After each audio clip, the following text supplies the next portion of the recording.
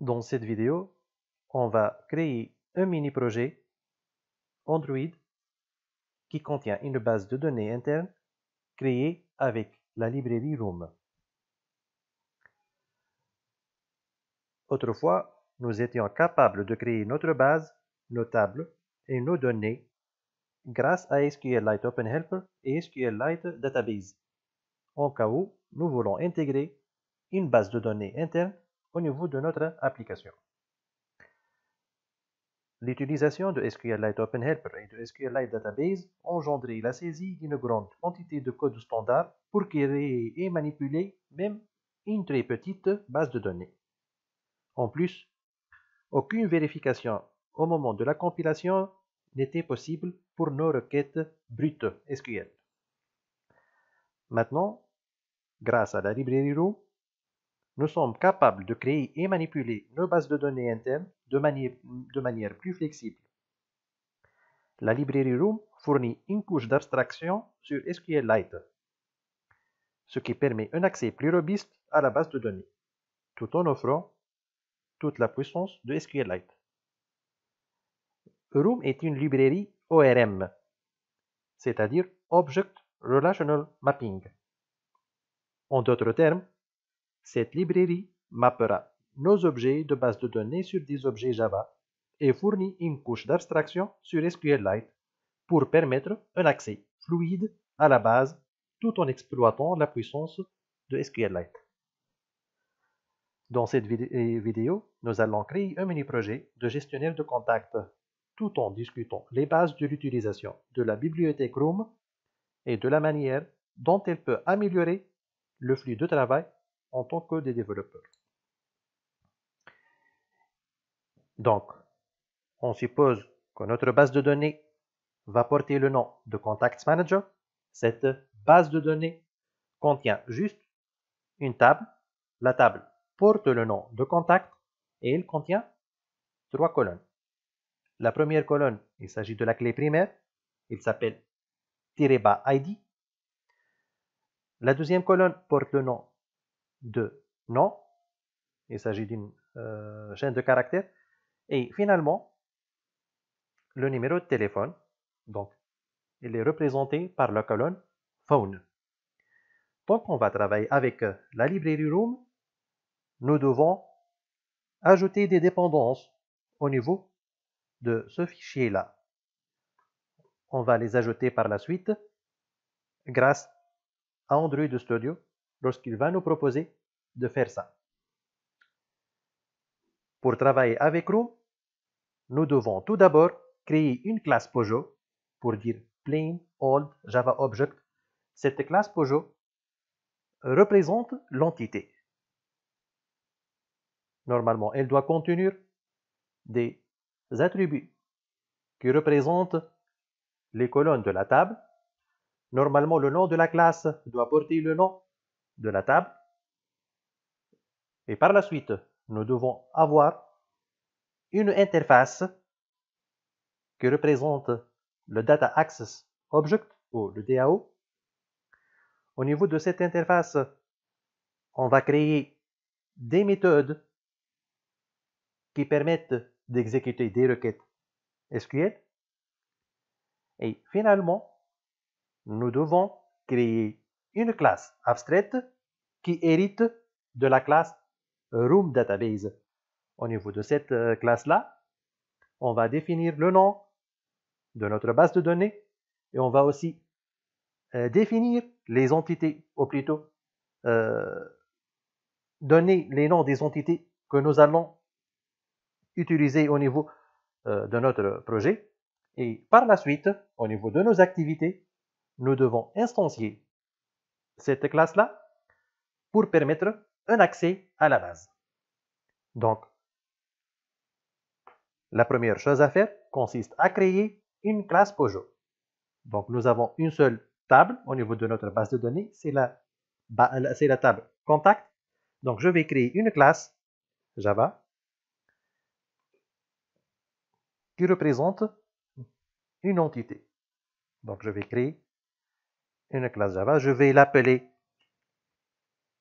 contact. Voilà.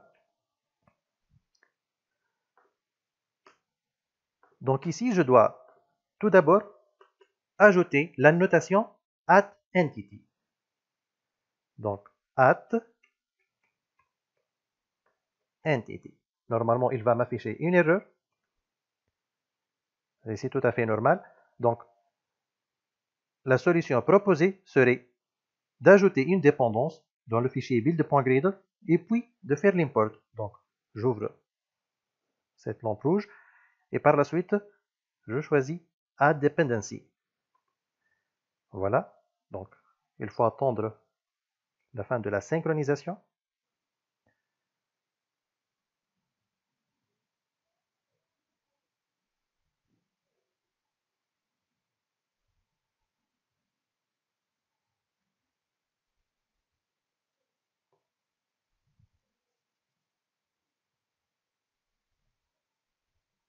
Il faut attendre un peu. Voilà, c'est bon. Donc, la classe contact représente une entité pour nous maintenant. Si par exemple, je veux que le nom de ma table soit différent du nom de la classe, donc dans ce cas-là, je dois ajouter ici table name entre deux parenthèses.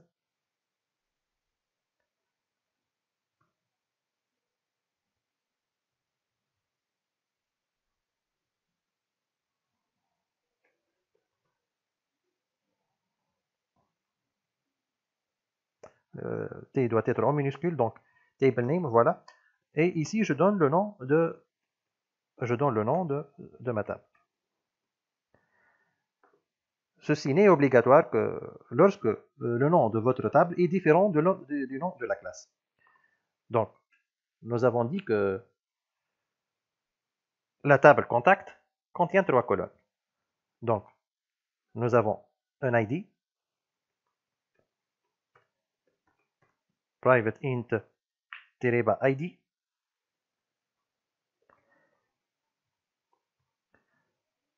Nous avons aussi un nom.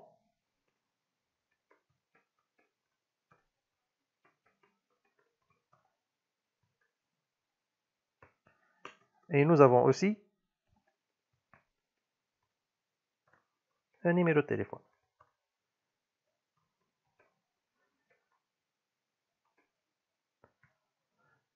Tant que mes variables de classe ici sont des variables private, donc obligatoirement, je dois ajouter des getters. Dans mon cas, je vais ajouter des getters et des setters. Je vais les générer. Donc, clic droit au niveau de la classe. On choisit Generate. On choisit Getter and Setter. On sélectionne toutes les colonnes, ou plutôt toutes les variables de classe. Oui, on clique sur OK. Il va générer les getters et les setters. Il reste encore du travail à faire maintenant. Donc, la colonne -id représente la clé primaire. Et ici, j'ai choisi -id parce que par la suite, je vais utiliser le Simple Cursor Adapter au niveau de l'activité qui va afficher la liste de tous les contacts. Donc, parmi les exigences de Simple Cursor Adapter est que la clé primaire prend le nom suivant, -id. C'est pourquoi ici, j'ai mis -bas devant l'id.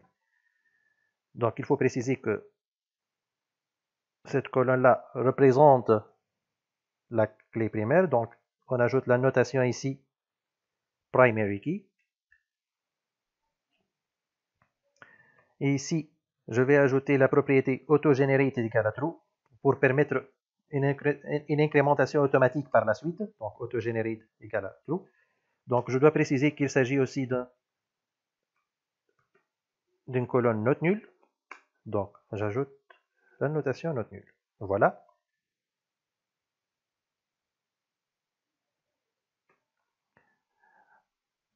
Ici, par exemple, si je veux que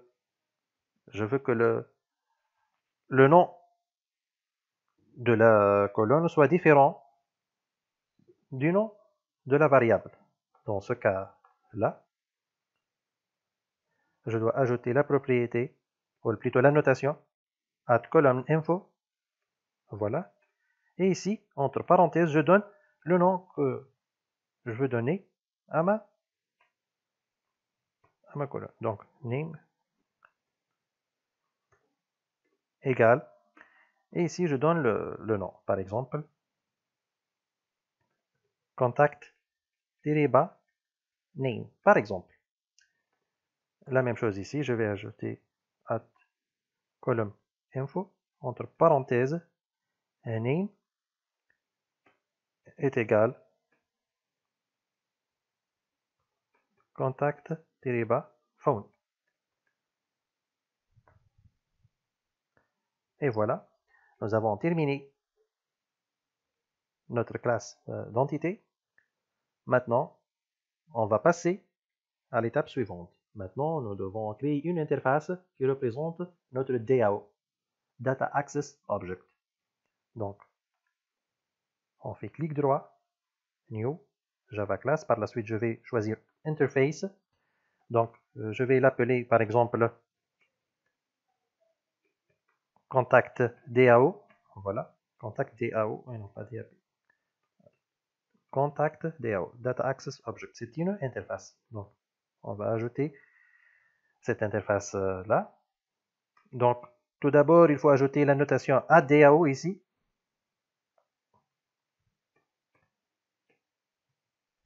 Voilà.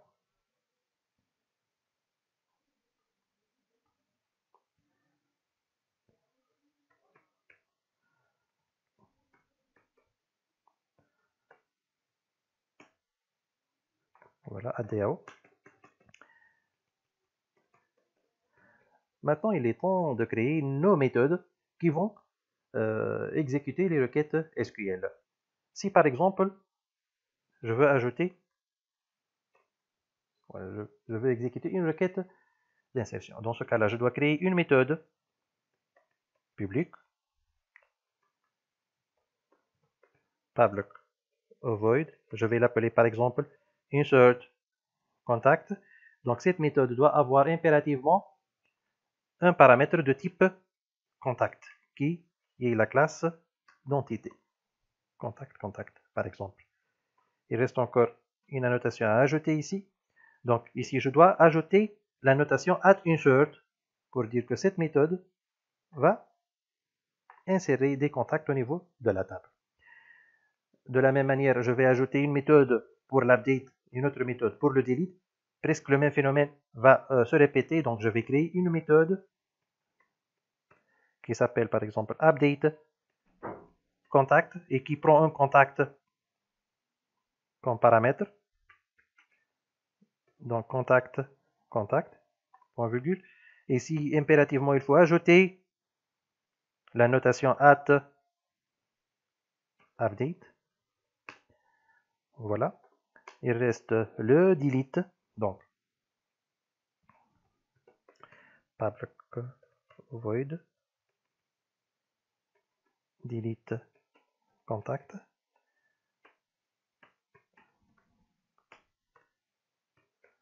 Contact, point virgule. Ici, il faut ajouter la notation @delete. Voilà. Maintenant, je vais créer une méthode qui permet de retourner tous les contacts qui existent dans la table.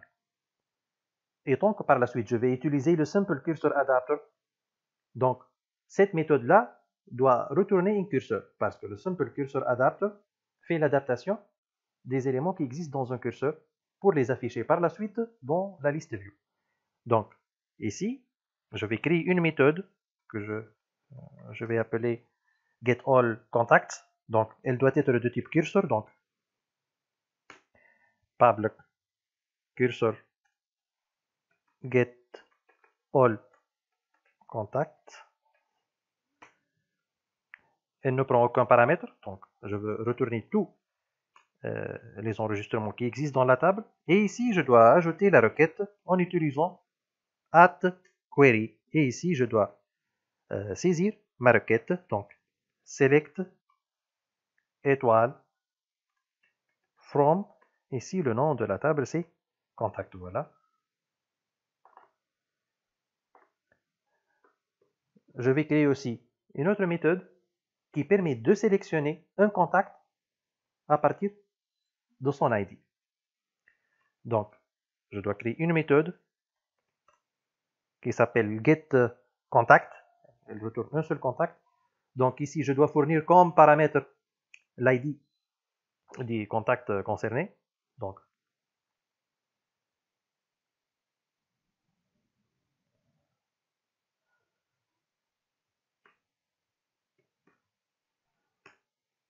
elle doit retourner un contact. Donc, getContact.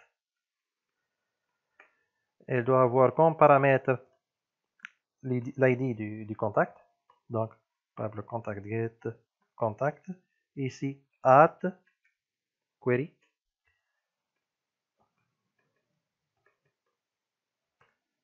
Donc, select étoile from contact where _id égale, et ici nous devons ajouter 2 points pour par la suite mettre le nom de notre paramètre. Ici c'est id. Donc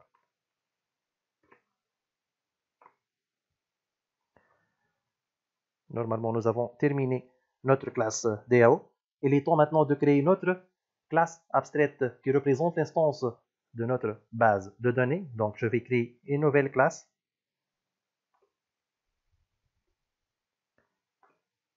Je vais l'appeler AppDatabase. Donc cette classe doit être une classe abstraite et elle doit hériter de RoomDatabase. Donc voilà. Donc j'ai bien dit que cette classe doit être une classe abstraite. Donc public abstract class AppDatabase. Avant d'oublier, on doit ajouter extends RoomDatabase. Donc RoomDatabase. Voilà. Ici, il faut ajouter une annotation @database. Voilà. Et ici, il faut spécifier les entités. Donc, entities est égal. Bon, pour le moment, j'ai une seule classe d'entité, mais normalement, on doit mettre toutes les entités, toutes les classes d'entités en cas où il y en a plusieurs. Mais ici, on a une seule, donc contact.classe.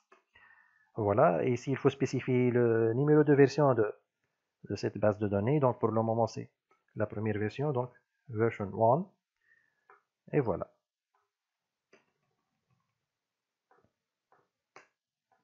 Ici, je vais créer une variable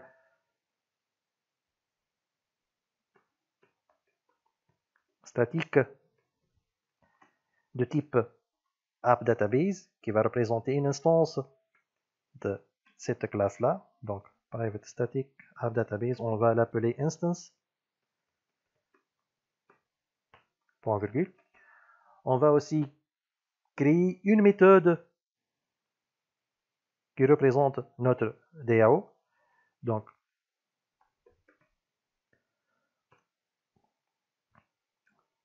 elle doit être de type contact DAO. Notre interface DAO. Donc, par le contact DAO, on va l'appeler contact DAO. Voilà. Point virgule. Elle doit être abstraite. C'est pourquoi elle m'affiche l'erreur. Voilà. Il reste maintenant de créer la méthode qui va rendre cette classe un singleton. Donc,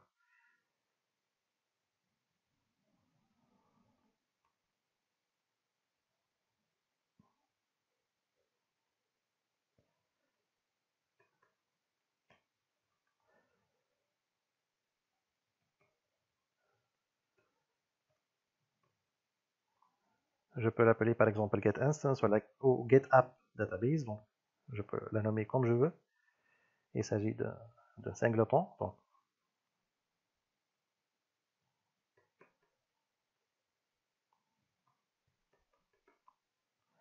et ici, je vais fournir le contexte comme paramètre.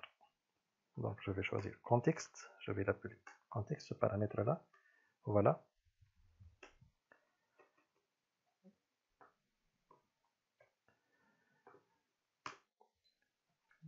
Donc, if instance égale à nul. Donc, if instance égale à nul. Alors, dans ce cas-là,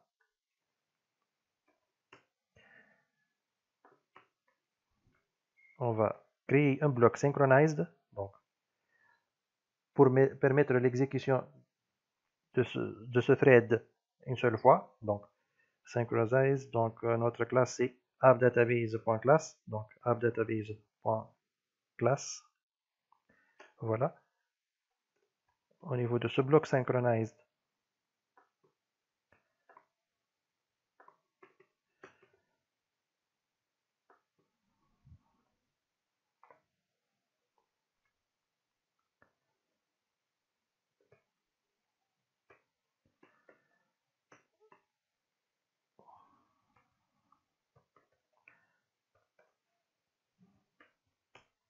donc dans ce cas-là, en cas où instance égale à nul, alors dans ce cas-là, instance va permettre de faire un accès à la base en utilisant la méthode database builder de la classe room. Donc égale room.database builder. Et au niveau de la méthode database builder, je dois fournir trois paramètres. Le premier paramètre, c'est le contexte. Donc ici, j'ai déjà un paramètre de type contexte au niveau de cette méthode getAppDatabase. Donc context.getApplicationContext. Le deuxième paramètre, c'est le nom de ma classe dans laquelle je me situe maintenant et qui va permettre par la suite de créer une instance de cette base. Donc appdatabase.class et finalement, je dois fournir le nom de ma base de données.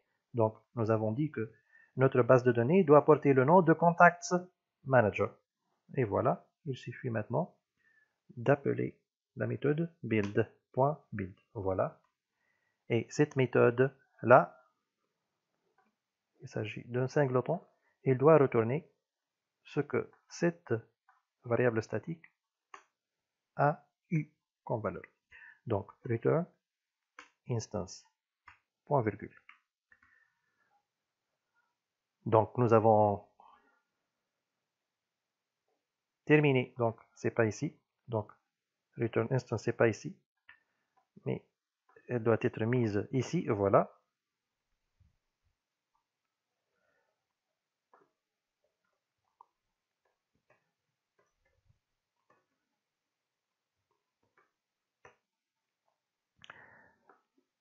Nous avons maintenant terminé tout le nécessaire pour créer et manipuler une base de données à travers la librairie Room. Il est temps maintenant de passer à nos activités. Donc, au niveau de l'activité main activity, au niveau de l'activité main activity, on va permettre à l'utilisateur d'insérer un contact. Donc, au niveau de l'interface, activity-main.xml. Donc ici, on doit créer deux edit textes et un bouton. Un edit texte pour le nom et un autre edit texte pour le numéro de téléphone et un bouton ajouté. Donc pour ne pas perdre beaucoup de temps, je vais convertir ou transformer ce constraint layout en linear layout vertical.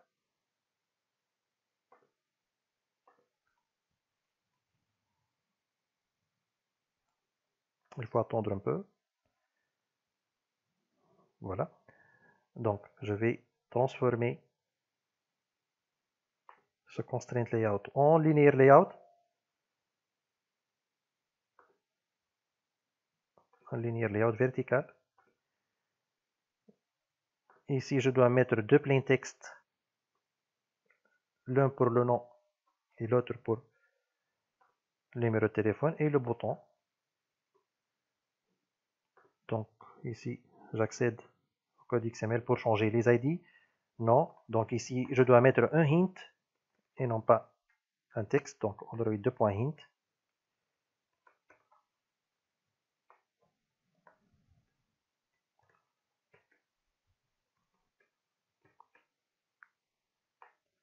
Et ici, non, phone. Donc ici aussi, il faut transformer le texte en hint.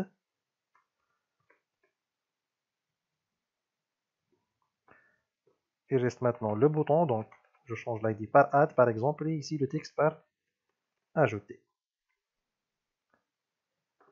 Voilà, le design est prêt maintenant. On passe maintenant à notre activité. Donc ici, j'ai deux edit textes.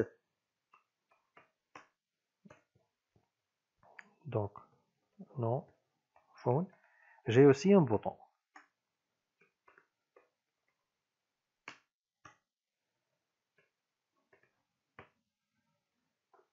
On effectue les find view by ID tout d'abord. Donc, nom est égal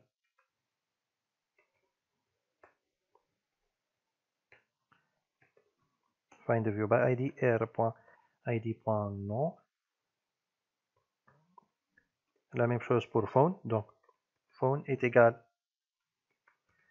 find view by ID r.id.phone. Et finalement, l'ajout. Le bouton ajouter. Donc, add est égal find view by ID r.id.add.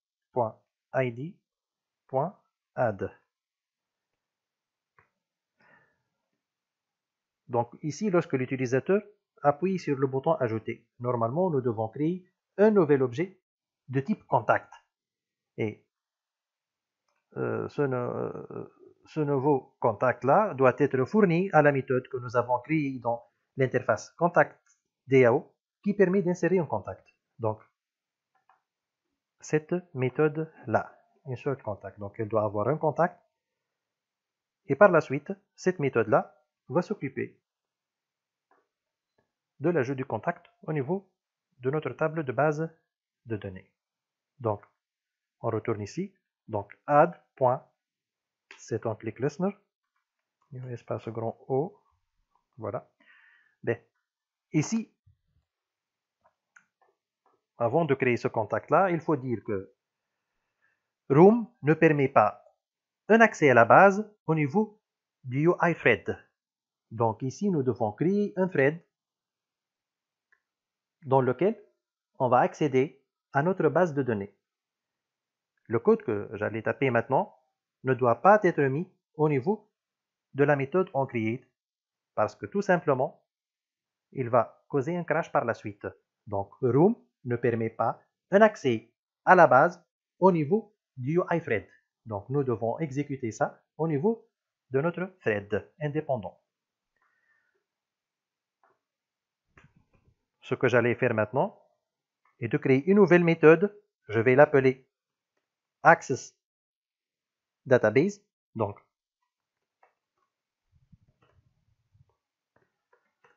normalement, il doit être privé, mais pas de problème. Donc, Access Database. Elle ne prend aucun paramètre. Donc ici,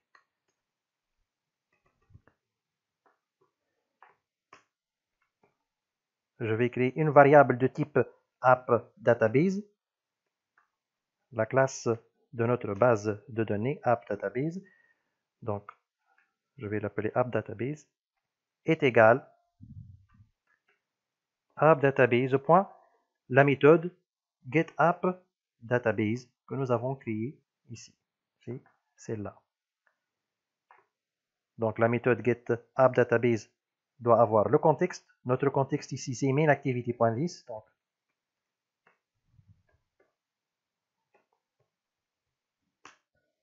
voilà.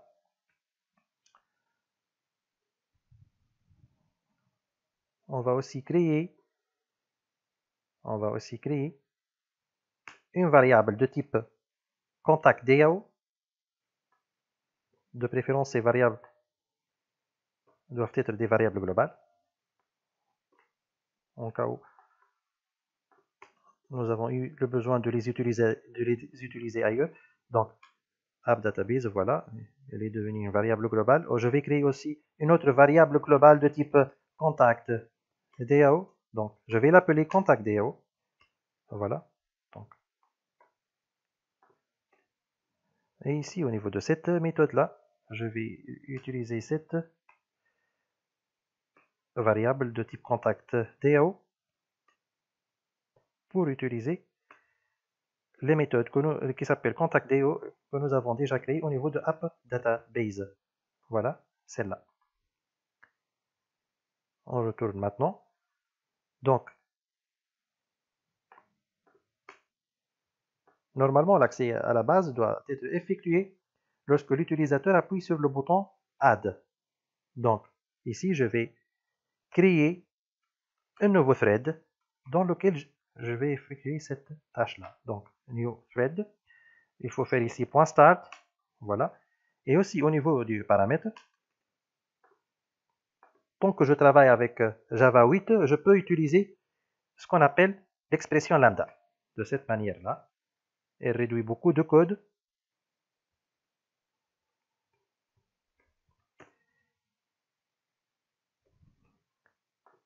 Donc ici, je vais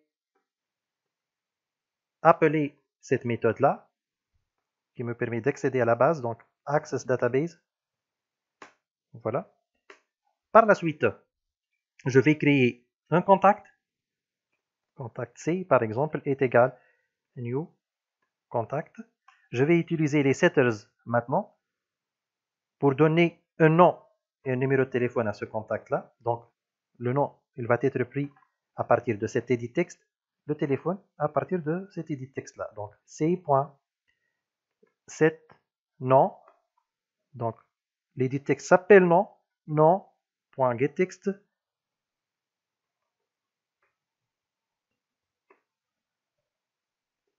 .toString. La même chose pour le numéro de téléphone. Donc, c.setPhone.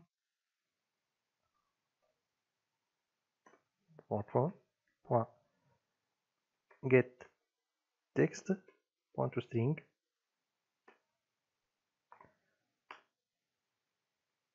Voilà, il est bien créé ce contact-là. Maintenant, il est temps d'appeler la méthode InsertContact qui a été créée au niveau de l'interface contact DAO. Donc, ici déjà, nous avons appelé la méthode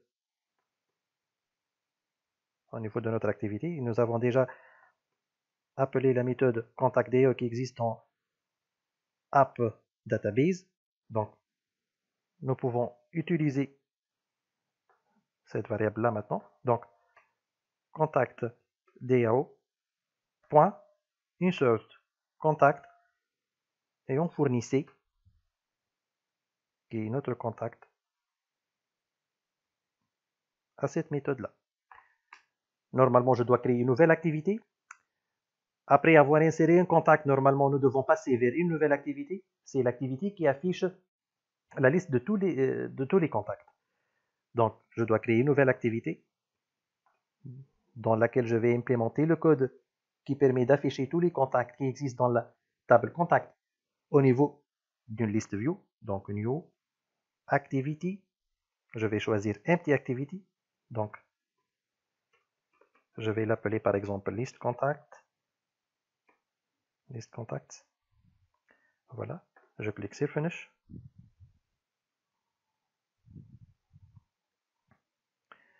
Je retourne ici à mon activité. Donc, après l'insertion du contact, nous avons dit qu'il faut passer vers l'activité qui affiche la liste. Donc ici, je dois créer une intention, intent. Intent i, par exemple, est égal new intent get application context. Donc, on va partir vers listContact.class. ListContact.class. Il faut faire start activity i. Voilà, nous avons terminé l'activité qui permet d'insérer un contact. Maintenant, on va s'occuper de la seconde activité qui permet de lister tous les contacts qui existent dans la table au niveau d'une liste view. Donc, je ferme cette activité-là, je ferme cette interface-là. Maintenant, au niveau de activity-list contacts, je vais mettre une liste view. Donc, les listes view existent dans Legacy. Donc,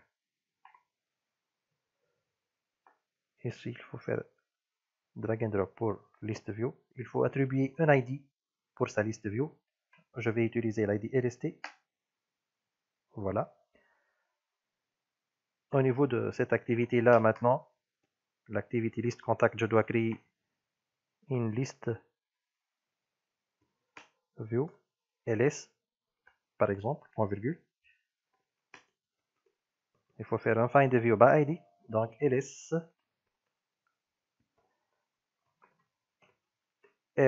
r.id.lst. Point virgule. Je dois créer un nouveau layout qui représente l'item de cette liste view là. Donc, clic droit sur layout, new, layout resource file. Je vais l'appeler par exemple item. Donc, je vais le transformer en linéaire layout vertical. Je vais mettre 3 text views, l'un pour l'ID et les deux autres, l'un pour le nom et l'autre pour le numéro de téléphone. Donc, ici, ID, ici, nom, ici, phone. Normalement, l'ID, il doit avoir la visibilité gone. Mais je vais le garder comme ça pour tester tout d'abord. Voilà. Donc, ici,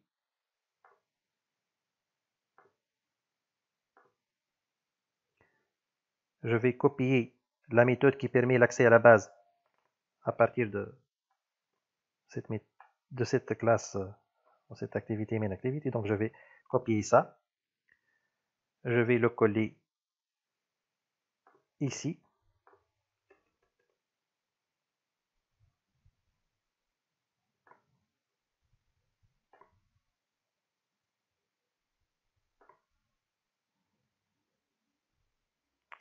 Ici, c'est pas main activity, donc c'est list contacts.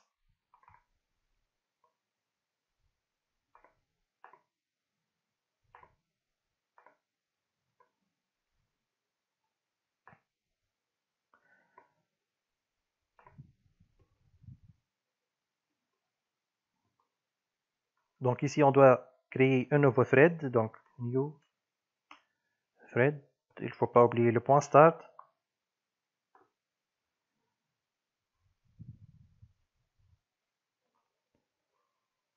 Donc, j'utilise aussi l'expression lambda. Ici, nous avons une tâche qui doit être effectuée dans un thread et une autre, celle de l'affichage, doit être effectuée au niveau du iThread. Donc, ici, je vais taper le code qui doit être exécuté dans le thread secondaire.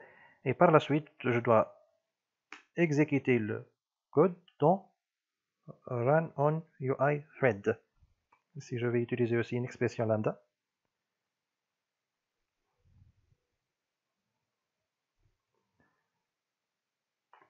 Donc, ici, tout d'abord, dans le thread secondaire,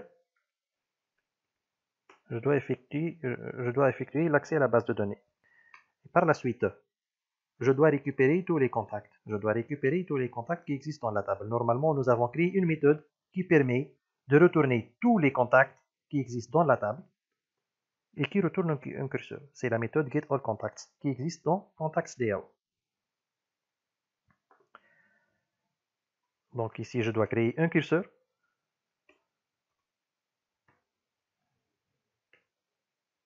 Est égal.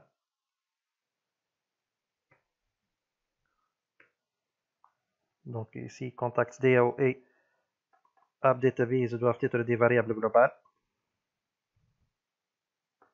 C'est pourquoi il ne me l'affiche pas ici.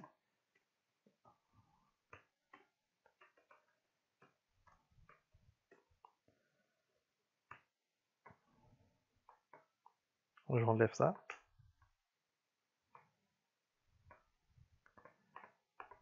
Donc ici égal ContactDAO.getAllContacts. Voilà, nous avons récupéré tous les contacts dans notre curseur.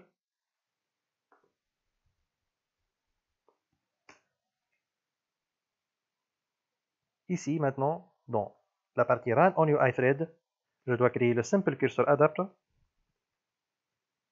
Je vais l'appeler adapter est égal à new simple cursor adapter. Le premier paramètre c'est le contexte, donc c'est list contact.this. Le deuxième paramètre, normalement c'est le curseur.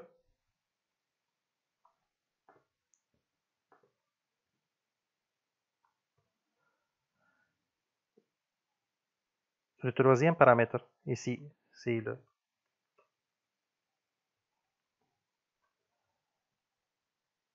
layout, donc r.layout.item. r.layout.item.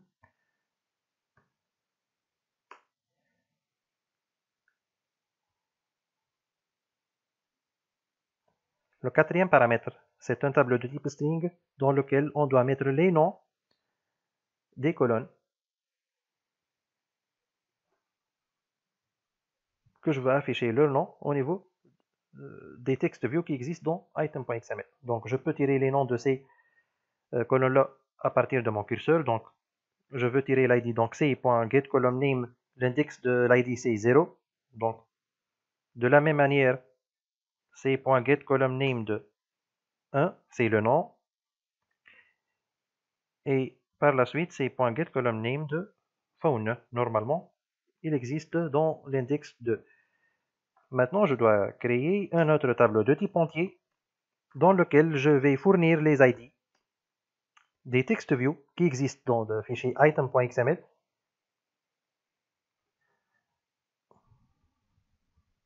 Donc ici, il y a une erreur. Normalement, le deuxième paramètre, c'est le layout. Le troisième paramètre, c'est le curseur. Voilà, attention. Attention. C'était pour l'emplacement ici du tableau de valeur s'effectue avec le simple adapter et non pas le simple cursor adapter. Donc le simple cursor adapter, son deuxième paramètre, c'est le layout. Son troisième paramètre, c'est le curseur. Donc ici, je dois fournir les ID qui existent dans item.xml, r.id.id. Donc l'ID, normalement, il existe dans cet index-là. Il va être affiché dans le texte view qui porte cet ID-là. Ici, normalement, c.getColumnName de 1, normalement, ici, c'est le nom. Il va récupérer le nom. Donc, le nom doit être affiché dans le text view qui porte l'ID, non, r.id.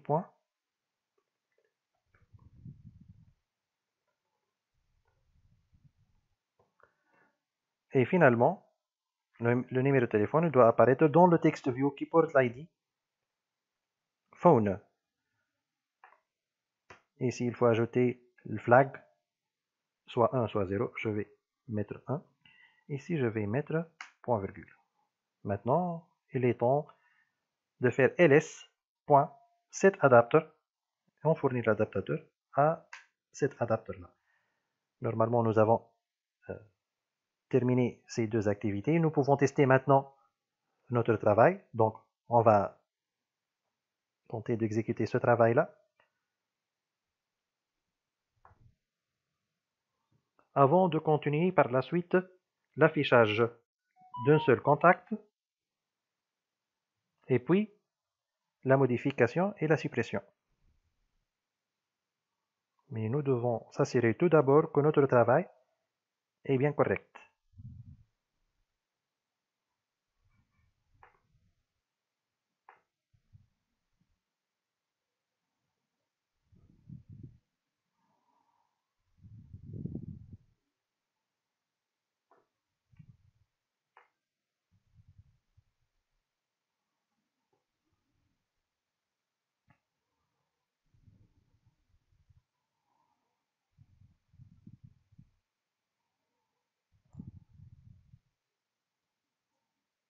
L'exécution prend un peu de temps.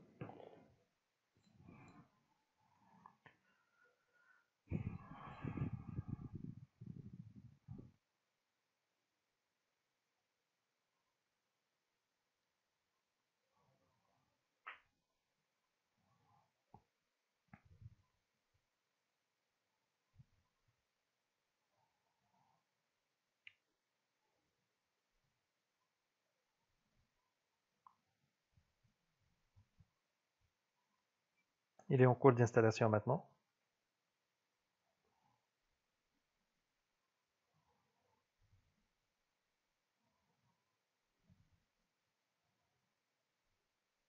Voilà, maintenant je vais saisir un nom de contact.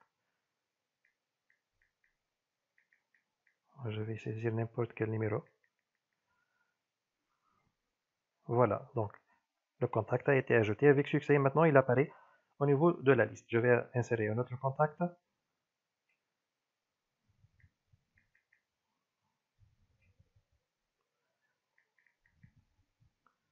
Voilà. Le second contact a été ajouté avec succès.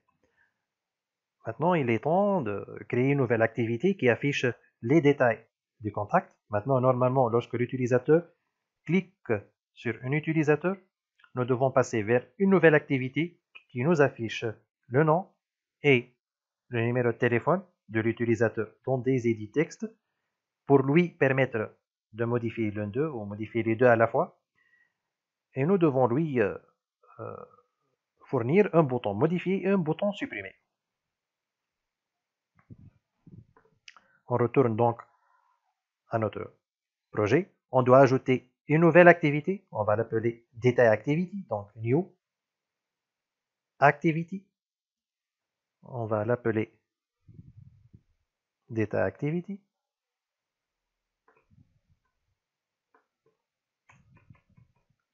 Detail Activity, voilà.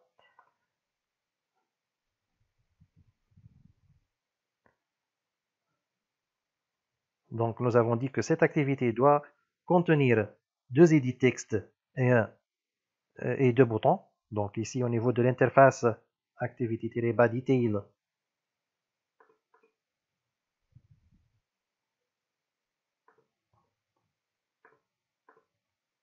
je dois mettre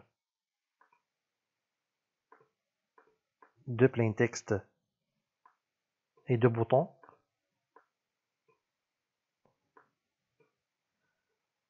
Donc ici, le premier edit texte il est destiné pour le nom, le deuxième edit texte il est destiné pour le téléphone.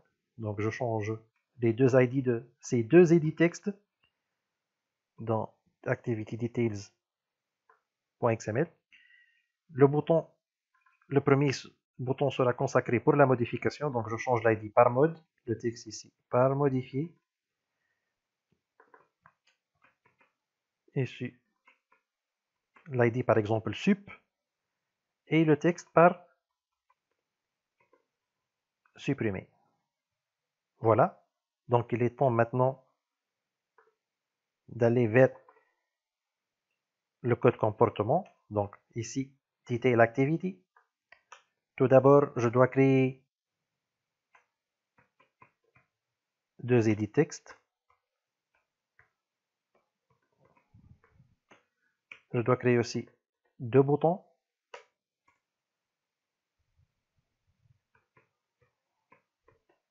Je dois créer une variable de type appDatabase. Je dois aussi créer une variable de type contactDAO. Point virgule.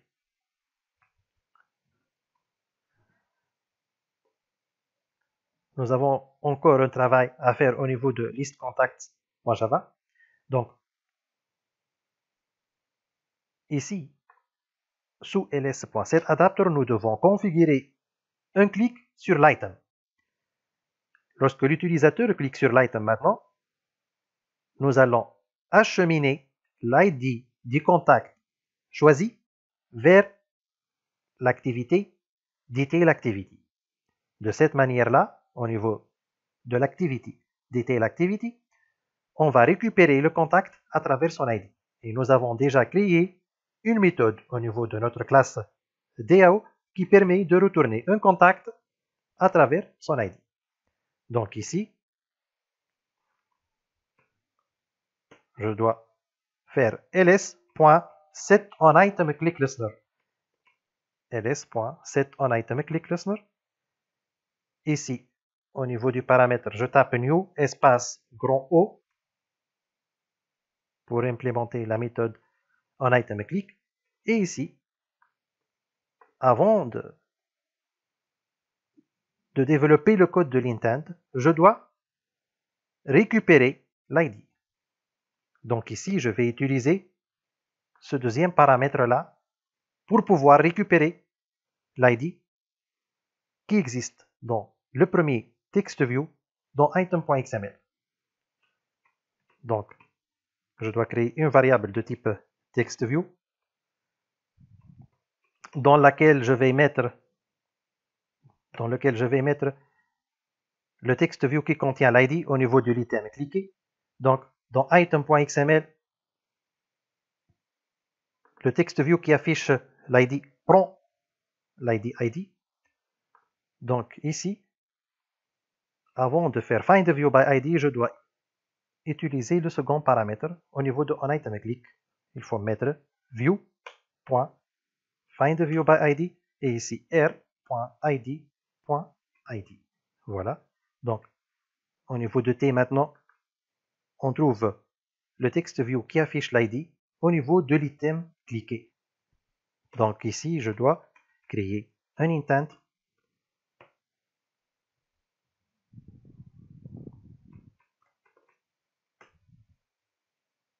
get.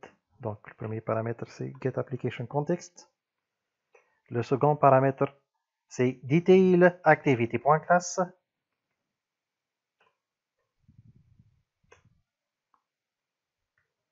Ici, il faut faire i.putExtra pour acheminer l'ID avec l'intent. Donc, il faut mettre clé et valeur. Clé, je vais utiliser ID. La valeur, c'est le contenu du TextView T. T.getText.toString. Non. .toString, voilà. Point virgule.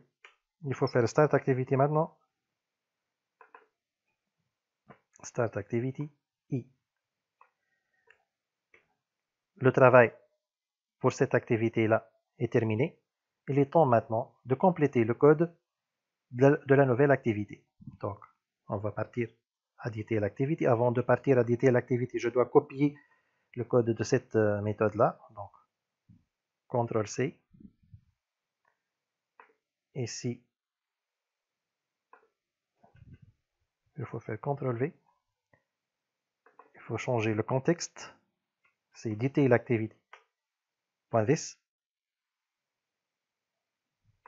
Maintenant, je dois créer une variable dans laquelle je récupère l'ID. String ID. Donc avant de faire les findView by ID, il faut tout d'abord récupérer ce que nous avons reçu de la part de list contacts. C'est l'ID envoyé. Donc ici, je vais faire ID est égal getIntent point getStringExtra. Et ici, je dois fournir la clé que j'ai utilisée pour envoyer le contenu. Donc, la clé que j'ai utilisée est celle-là, ID. Donc, je vais faire copier-coller pour ne pas commettre d'erreur. Donc, copier-coller. Ici, point virgule.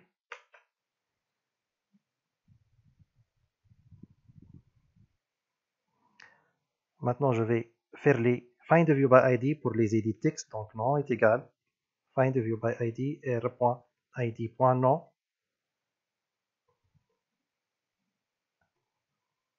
Phone est égal findView by ID r.id.phone.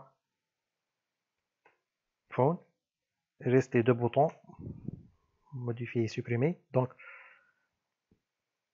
mode est égal findView by ID r.id.mode.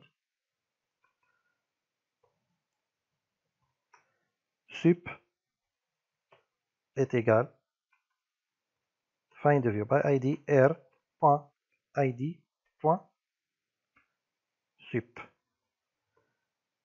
Maintenant, il est temps de créer un contact au niveau de ce contact-là, on va récupérer le contact à travers son ID. Donc ici, il y aura un accès à la base. Je dois créer un thread. Donc new thread. Il faut faire point .start pour ne pas l'oublier. Ici, on peut utiliser l'expression lambda. Donc, on utilise Java 8. Maintenant, on doit créer un contact. Donc, contact C, par exemple, est égal.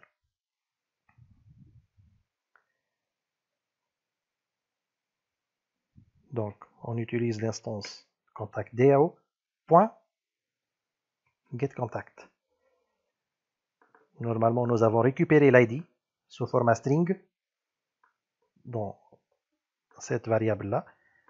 Donc, je ne dois pas mettre ID, donc getContact prend un entier, non pas un string. Donc, la variable ID doit être convertie vers un entier. Donc, integer.parseInt. Donc, on utilise integer.parseInt et ici, on met ID, la variable, point virgule.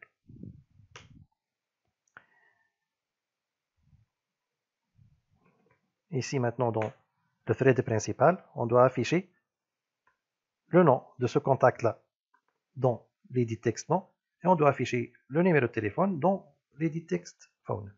Donc, nous avons récupéré le contact. À partir de C, je peux tirer le nom et le numéro de téléphone de ce contact-là. Donc, une expression lambda, nom, point. C'est texte, donc C.getNom. La même chose pour phone, donc phone, point. C'est texte, C.getPhone.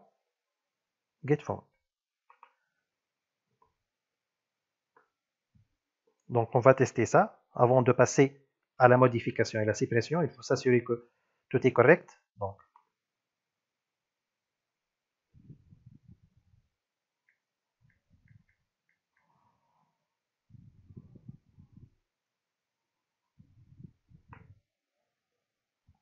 il faut attendre un peu. Donc, Gradle build running.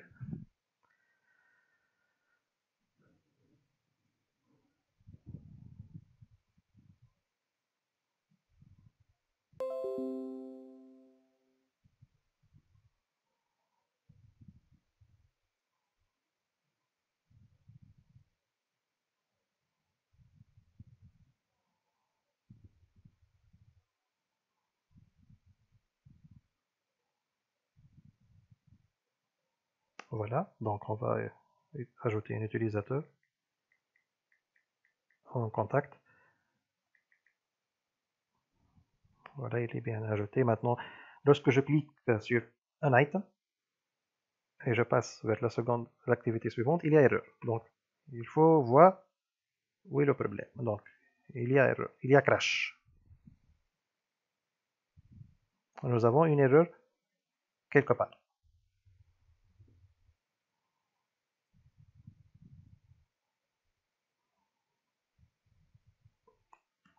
Il faut afficher le logcat avec Alt 6.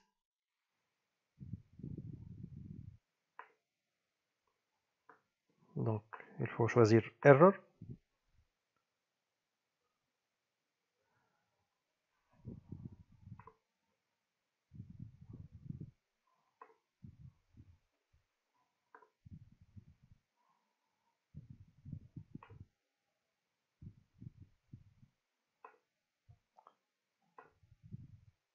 Crash. Donc, il faut voir la cause c'est quoi.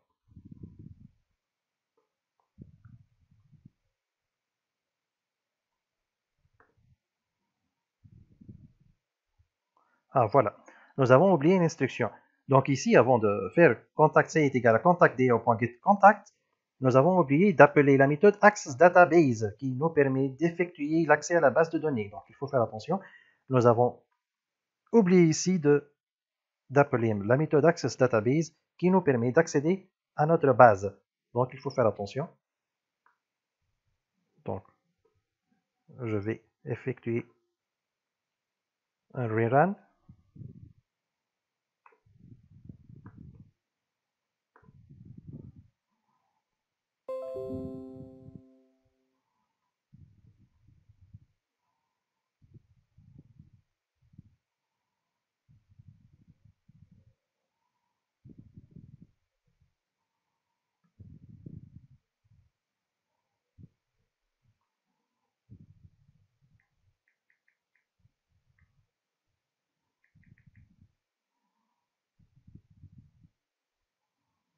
Voilà, il m'affiche maintenant les détails de l'utilisateur choisi.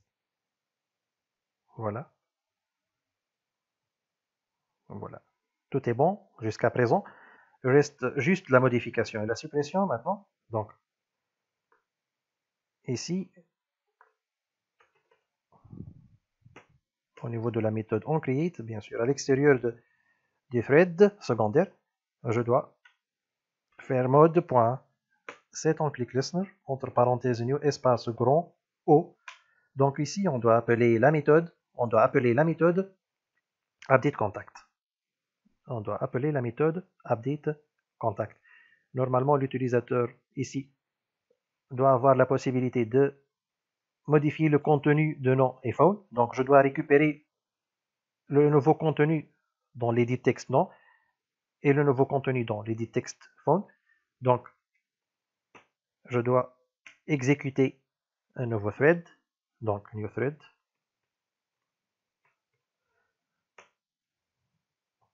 Il faut faire point start.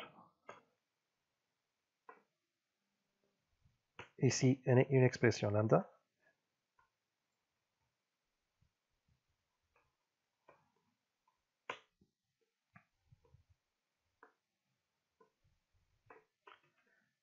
Je dois créer un nouveau contact. Contact CM par exemple, égal.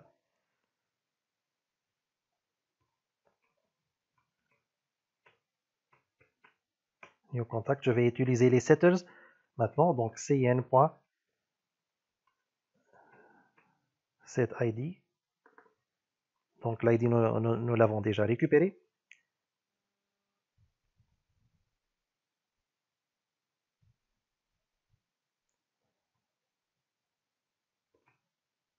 Donc, integer.parse int id. Integer.parse int id. cn.setNom. Donc, le contenu dans l'edit text nom. L'utilisateur a le droit de le modifier. Donc, en cas où il est modifié, je dois récupérer la nouvelle chaîne de caractères. De la même manière, je dois faire pour le numéro de téléphone. Donc, l'utilisateur a le droit de modifier le contenu de cet edit text. Donc, je dois le récupérer pour pouvoir modifier le contenu au niveau de l'enregistrement, au niveau de la base. Maintenant, il est temps d'appeler la méthode Access Database. Par la suite, il est temps d'appeler la méthode UpdateContact. La méthode UpdateContact doit avoir ce nouveau contact-là.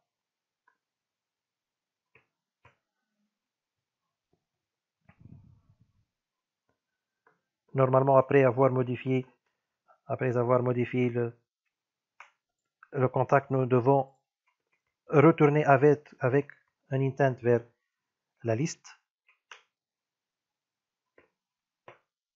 pour voir la modification. Donc, new intent. Donc, get application context. Le deuxième paramètre, c'est list contact. Point classe. Il faut faire start activity maintenant.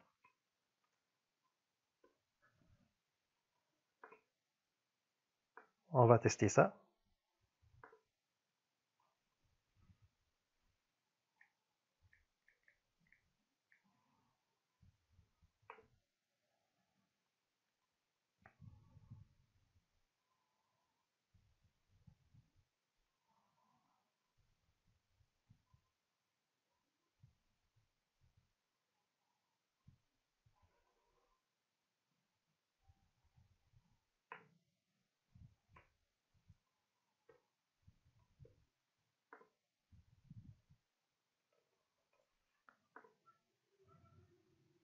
Donc je vais essayer de modifier ce contact-là.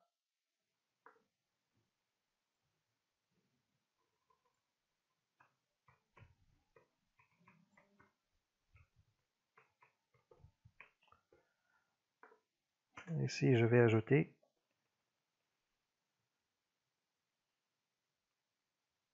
des numéros. Donc, lorsque je clique sur modifier, normalement, la modification doit être effectuée avec succès. Voilà. La modification est effectuée. Voilà. Maintenant, il est temps d'effectuer la suppression. Donc, on retourne à notre code. On retourne à notre code. Ici, je clique sur sup.set en click listener. Entre parenthèses new, espace grand O. Pratiquement, on va répéter la même chose. Donc, je vais copier ça.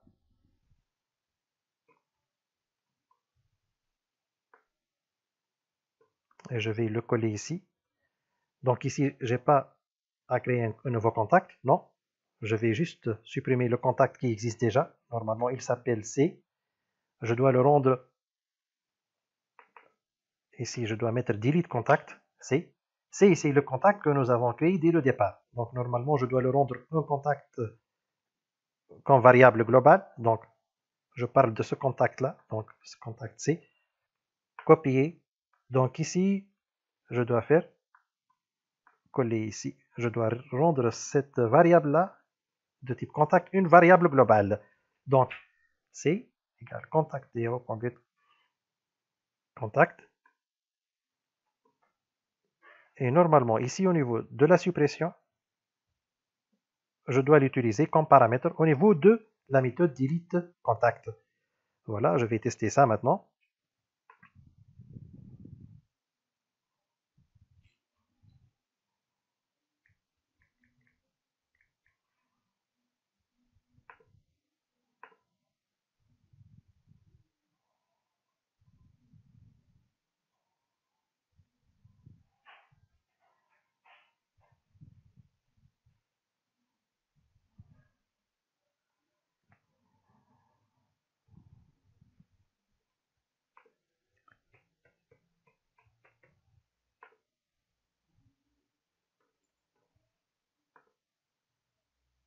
Donc je vais tenter de le supprimer, ce contact-là qui porte l'ID 7. Donc maintenant, je vais cliquer sur supprimer. Voilà, il n'y a plus de contact qui porte l'ID 7. Je vais supprimer cet utilisateur-là ou ce contact-là. Donc je clique sur supprimer. Voilà, donc nous avons supprimé cet utilisateur-là. Donc nous avons terminé ce mini-projet-là. Normalement, vous pouvez effectuer un travail d'optimisation. Normalement, la première activité doit être l'activité qui affiche la liste des contacts. Normalement, dans cette activité-là, on doit implémenter un menu d'options qui nous achemine vers l'activité d'ajout. Normalement, l'activité principale, comme j'ai dit, doit être l'activité liste contact qui nous mène vers les autres activités. Donc, au niveau de ce tutoriel-là, nous avons appris comment utiliser ou comment créer et gérer nos bases de données grâce à l'ORM Room. C'est l'ORM officiel maintenant d'Android. Nous allons passer par la suite dans les prochaines vidéos aux nouvelles fonctionnalités de la librairie ou des librairies Jetpack pour Android.